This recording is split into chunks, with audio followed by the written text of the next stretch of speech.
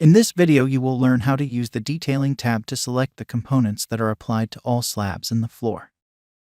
Double-click the slab to open the Detailing tab in the Floor Layout Modification tool. Go to the Detailing tab. You can add 8 different components to your slab. You can only add detailing components that use one input part. Let's add new components to this example. To do so, click here to open the list under Component Name and add a new component. In the list of components, you can search for any component using the search bar. After choosing the component, you can choose the settings that are used with the component you have selected from here.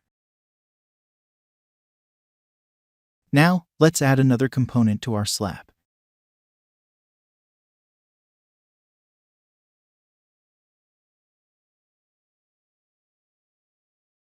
As you can see, the hollow core slab now includes the components you added. You can add different components for each layer in your slab by selecting the layer and adding the components needed in the Detailing tab as we did in the previous example.